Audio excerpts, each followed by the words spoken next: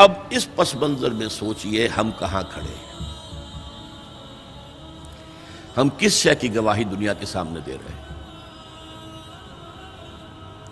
ہمارے تو انفرادی معاملات بھی بہت پست ہیں، ہمارے تو معاملات آپس کے غلط ہیں، ہم تو جھوٹ اور دھوکہ اور فریب اور ملاوٹ اور خیانت اور غبن، اس میں تو ہم بہت ہائی مارکس جو ہیں سیکیور کر رہے ہیں۔ جارج برنارڈ شاہ نے کہا، میں جب قرآن پڑھتا ہوں تو محسوس کرتا ہوں کہ اس سے بہتر کتاب ممکن نہیں، اور جب مسلمانوں کو دیکھتا ہوں تو محسوس کرتا ہوں کہ ان سے زیادہ ذلیل قوم کوئی نہیں۔ یہ گواہی ہم دے رہے ہیں، یہ محمد کے ماننے والے یہ ہیں، یہ ہے امتی محمد کے، جو اپنے پاؤں پہ کھڑے نہیں ہو سکتے، جو اپنے معاملات مینیج نہیں کر سکتے، بیکاری، یہ اور کہاں ہے وہ دین؟ کوئی ایک ہی دنیا میں دکھا سکتے ہو کہ یہ ہے دین؟ آؤ see with your own eyes, this is دین الحق۔ یہ جو میں نے آپ سے کہا تھا نا، یہ بڑی نازک ذمہ داری، بڑی نازک، اس کا ایک اندازہ آپ کو ہو جائے گا خطبہ حجۃ الوداع سے۔ حضور نے جو خطبہ دیا، اور وہ عظیم ترین خطبہ ہے تاریخ انسانی کا، آخر میں موٹی موٹی باتوں کو پھر دہرایا۔ دیکھو عورتوں کا خیال کرو، عورتوں کے حقوق ادا کرو، دیکھو غلاموں کے ساتھ نیک سلوک کرو، جو بھی تھی۔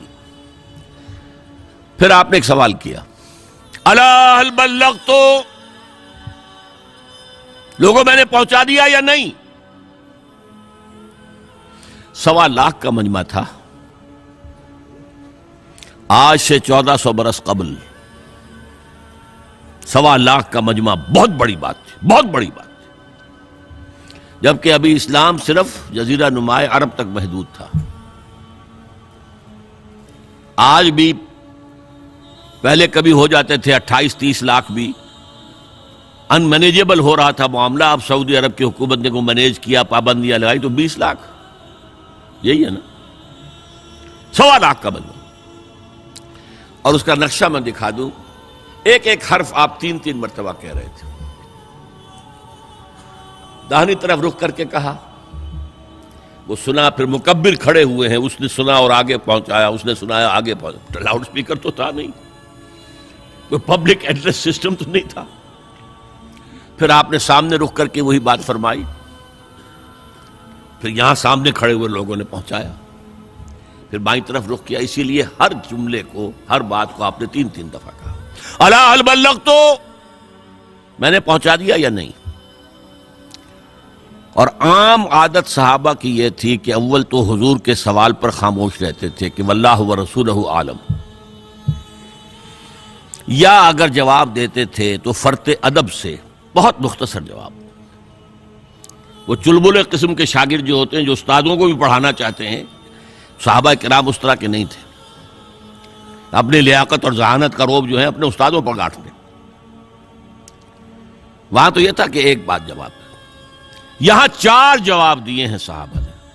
انا نشہد انک قد بلغت الرسالۃ وادیت الامانۃ ونصحت الامۃ وکشفت الغمۃ۔ 3 مرتبہ حضور نے کہا الا هل بلغت، اور 3 مرتبہ جواب آیا انا نشہد انک قد بلغت الرسالۃ وادیت الامانۃ ونصحت الامۃ وکشفت الغمۃ۔ اے نبی، ہم گواہ ہیں، آپ نے حق رسالت ادا کر دیا،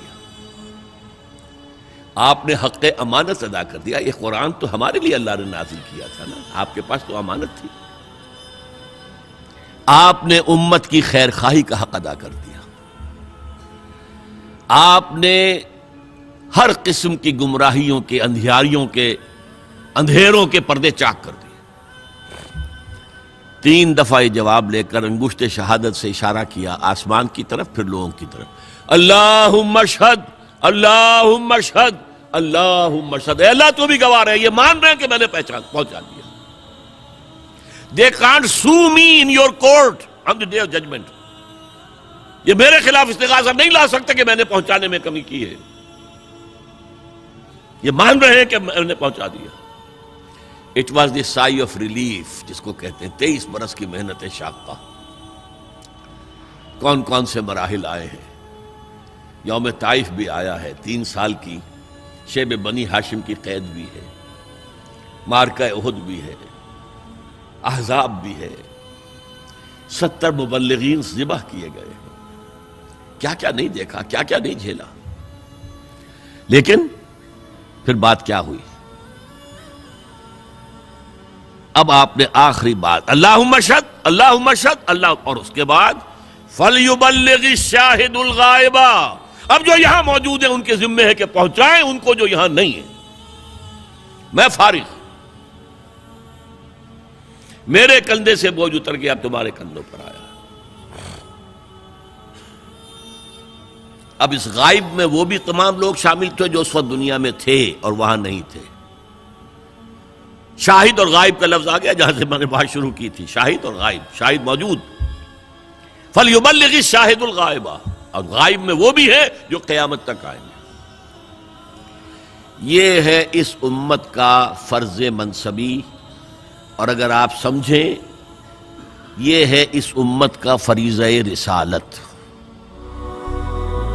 هي الحلقات تحفظني بآيات من القرآن، هي الحلقات تملأني بحب المصطفى العدنان، هي الحلقات تحفظني بآيات من القرآن، هي الحلقات تملأني بحب المصطفى العدنان.